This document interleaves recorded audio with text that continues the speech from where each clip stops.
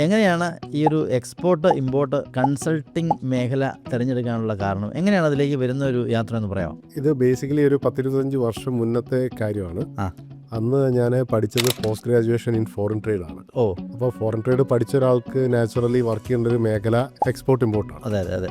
അപ്പോൾ export ഇമ്പോർട്ടിൽ work ചെയ്യാനുള്ള plan ഇട്ടു. അന്നത്തെ ഒരു പൊതുവേ ഉള്ളൊരു ട്രെൻഡ് എന്താണെന്ന് വെച്ച് കഴിഞ്ഞാൽ, ആർക്കെങ്കിലും എക്സ്പോർട്ട് ഇമ്പോർട്ടിനെ കുറിച്ച് അറിയാമെങ്കിൽ മറ്റുള്ളവർക്ക് പറഞ്ഞു കൊടുക്കാതിരിക്കുക എന്നുള്ളൊരു കാര്യമാണ് ഞാൻ കണ്ടിരുന്നത്.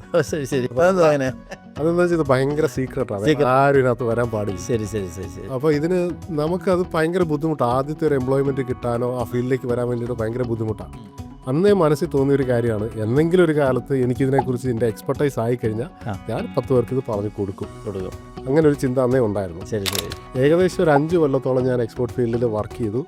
അന്ന് അത് കഴിഞ്ഞപ്പോഴത്തേക്ക് എനിക്ക് മറ്റുള്ളവർക്ക് പറഞ്ഞു കൊടുക്കണം എന്നുള്ളൊരു ആഗ്രഹം ഉള്ളിലായിട്ട് വരാൻ തുടങ്ങി. ശരി. ആ സമയത്താണ് ഇന്ത്യൻ ഇൻസ്റ്റിറ്റ്യൂട്ട് ഓഫ് ഫോറിൻ ട്രേഡിലെ IIFTയുടെ ഒരു സർട്ടിഫൈഡ് എക്സ്പോർട്ട് കൺസൾട്ടന്റ് എന്നുള്ളൊരു പ്രോഗ്രാം ഡൽഹി വെച്ച് നടത്തി. അതിൽ പാർട്ടിസിപ്പേറ്റ് ചെയ്തു. അത് സ്മോൾ ആൻഡ് മീഡിയം എന്റർപ്രൈസുകൾക്ക് വേണ്ടിയിട്ട് കൺസൾട്ടിങ് കൊടുക്കാൻ വേണ്ടിയിട്ടായിരുന്നു. നിർഭാഗ്യവശാൽ അതൊക്കെ അത് കഴിഞ്ഞിട്ട് ഇവിടെ നമ്മുടെ കൺസൾട്ടിങ് കൊടുക്കാൻ വേണ്ടി ഇവിടുത്തെ MSMEയുടെ അടുത്തൊക്കെ ചെല്ലുമ്പം അവർ എക്യുപ്ഡ് അല്ല എക്സ്പോർട്ടിന് വേണ്ടിയിട്ട്. അവർ ആ ഒരു ലെവലിലേക്ക് ചിന്തകൾ വന്നിട്ടില്ല. പക്ഷെ ഉള്ളിൽ കടക്കുകയാണ് മനസ്സിലൊരു ആഗ്രഹം, കൺസൾട്ടിങ് കൊടുക്കണം എന്നുള്ള. അങ്ങനെ ഇരിക്കുമ്പോഴാണ് ഒരു കമ്പനി അവർ ലാർജ് കമ്പനികൾക്കാണ് കൺസൾട്ടിങ് കൊടുക്കുന്നത്.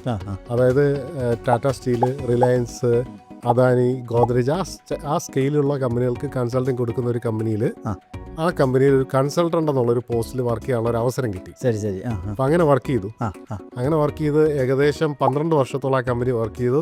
ഓൾ ഇന്ത്യ ലെവലിൽ ട്രാവൽ ചെയ്ത് എല്ലാ കമ്പനികൾക്കും കൺസൾട്ടിങ് കൊടുത്തുകൊണ്ടിരുന്നു. മെയിനായിട്ട് ഇവർക്ക് ഒരു സിസ്റ്റത്തിന്റെ പോയിന്റിലാണ് ഇതെല്ലാം ഇന്റഗ്രേറ്റ് ചെയ്ത് ഒരു ടോട്ടൽ സൊല്യൂഷനാണ് എല്ലാം. അപ്പോൾ ഇതിനിടയിൽ ഒരു ട്രെയിനറും കൂടിയായി മാറിയിരുന്നു. ഒത്തിരി കമ്പനികൾക്ക് ട്രെയിനിങ്ങും കൂടി കൊടുത്ത് ഒരു ട്രെയിനറും കൂടിയായി മാറിയിരുന്നു. അങ്ങനെയാണ് ഞാൻ ട്രെയിനർ കം കൺസൾട്ടന്റ് എന്നുള്ള നിലയ്ക്ക് എക്സ്പോർട്ട് ഇമ്പോർട്ട് മേഖലയിലേക്ക് വന്നത്. ഇതിനിടെ കുറേ ഷിപ്മെന്റ്സ് ഞാൻ സ്വയം എക്സ്പോർട്ട് ചെയ്യുകയും ചെയ്തു. അങ്ങനെയുള്ള എക്സ്പീരിയൻസും കൂടിയായി. അപ്പം ചെറിയ ലെവലിലുള്ളവർക്കും വലിയവർക്കും ചെയ്യാവുന്ന ലെവലിൽ എക്സ്പീരിയൻസും കൂടി ഗെയിൻ ചെയ്ത ശേഷമാണ് ഈ ഫീൽഡിലേക്ക് വന്നത്.